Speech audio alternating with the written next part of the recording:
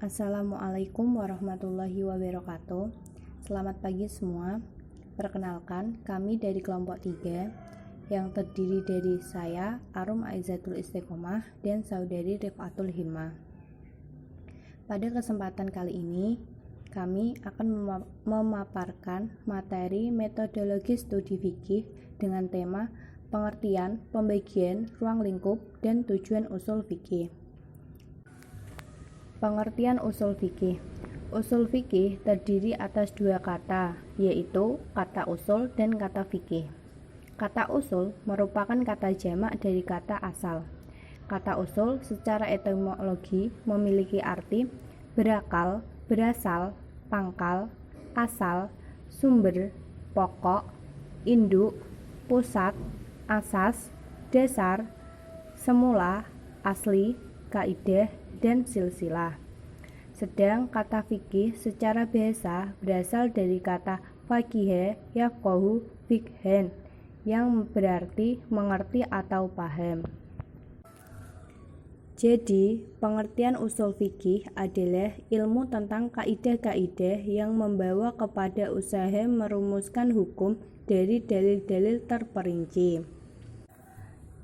Terdapat dua kelompok besar ulama tentang pengertian usul fikih, yaitu ulama Syafi'iyah dan jumhur ulama yang terdiri dari ulama Hanafiyah, Malikiyah, dan Hanabilah. Kelompok pertama yang diwakili oleh Abdullah bin Umar al-Baidhawi mendefinisikan bahwa usul fikih adalah mengetahui dalil-dalil fikih secara global dan cara penggunaannya, juga mengetahui keadaan orang yang menggunakannya.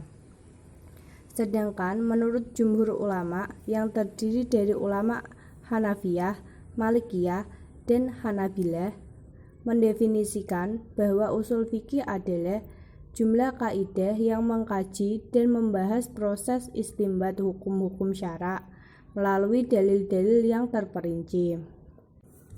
Pembagian usul fikih. Menurut para pakar, ilmu ini tersusun dari gabungan berbagai disiplin ilmu, yakni logika, kaidah bahasa Arab, teologi, ilmu fikih, dan ilmu-ilmu Al-Quran dan Sunnah. Bahkan, menurut Al-Ghazali, ilmu usul fikih merupakan ilmu yang paling tinggi derajatnya, karena merupakan gabungan dari dua jenis ilmu, yakni ilmu nakli murni seperti Al-Quran, hadis, dan ilmu akli murni seperti logika atau ilmu mantik. Ruang lingkup usul fikih. Menurut Al-Ghazali, dalam kitab Al-Mustasfa, ruang lingkup kajian usul fikih ada 4, yaitu 1. Hukum-hukum syara, karena hukum syara adalah buah yang dicari oleh usul fikih. Yang kedua adalah dalil-dalil hukum syara seperti Alkitab, Sunnah, dan Ijma, karena semuanya ini adalah pohon. Yang ketiga adalah sisi penunjukan dalil-dalil, karena ini adalah jalan atau proses pembuahan. Dan yang keempat adalah mustamsir, yang membuahkan, yaitu mujtahid yang menetapkan hukum berdasarkan dugaan kuatnya. Tujuan usul fikih. Para ulama usul fikih sepakat bahwa usul fikih merupakan salah satu sarana untuk mendapatkan hukum-hukum Allah sebagaimana yang dikehendaki oleh Allah dan Rasul-Nya, baik yang berkaitan dengan masalah akidah, ibadah, muamalah, hukuman, maupun akhlak. Tujuan ilmu usul fikih adalah menerapkan kaidah-kaidahnya dan teori-teorinya terhadap dalil-dalil yang rinci untuk menghasilkan hukum syara yang ditunjuki dalil itu. Menurut Hudaribe, dalam kitab usul fikihnya merinci tujuan usul fikih sebagai berikut. 1. Mengemukakan syarat-syarat yang harus dimiliki oleh seorang mujtahid agar mampu menggali hukum syara secara tepat. Yang kedua, sebagai acuan dalam menentukan dan menetapkan hukum syara melalui bermetode yang dikembangkan oleh para mujtahid, sehingga dapat memecahkan berbagai persoalan baru yang muncul. Yang ketiga, memelihara agama dari penyimpangan penyalahgunaan sumber dan dalil hukum. Usul fikih menjadi tolak ukur validitas kebenaran sebuah ijtihad. Yang keempat, mengetahui keunggulan dan kelemahan para mujtahid dilihat dari dalil yang mereka gunakan. Yang kelima, mengetahui kekuatan dan kelemahan suatu pendapat sejalan dengan dalil yang digunakan dalam berijtihad, sehingga para peminat hukum Islam dapat melakukan tarjih atau penguatan salah satu dalil atau pendapat tersebut dengan mengemukakan pendapatnya. Menurut Satria Effendi, setidaknya ada 3 tujuan penting mempelajari usul fikih.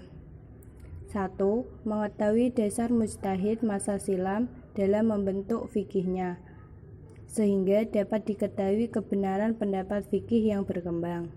Yang kedua, memahami ayat-ayat ahkam dan hadis ahkam dan mampu mengistimbatkan suatu hukum yang berdasarkan kepada keduanya. Yang ketiga, mampu secara benar melakukan perbandingan mazhab fikih, studi komparatif di antara pendapat ulama fikih dari berbagai mazhab. Adapun manfaat penting mempelajari studi usul fikih adalah 1. Dengan mempelajari usul fikih akan memungkinkan untuk mengetahui dasar-dasar para mujtahid masa silam dalam membentuk pendapat fikihnya. Yang kedua, dengan studi usul fikih, seorang akan memperoleh kemampuan untuk memahami ayat-ayat hukum dalam Al-Quran dan hadis-hadis hukum dalam sunnah. Yang ketiga, dengan mendalami usul fikih, seseorang akan mampu secara benar dan lebih baik melakukan mukarramat al-mazahib al-fiqhiyah. Demikian pemaparan materi yang dapat kami sampaikan. Kurang lebihnya mohon maaf. Wassalamualaikum warahmatullahi wabarakatuh.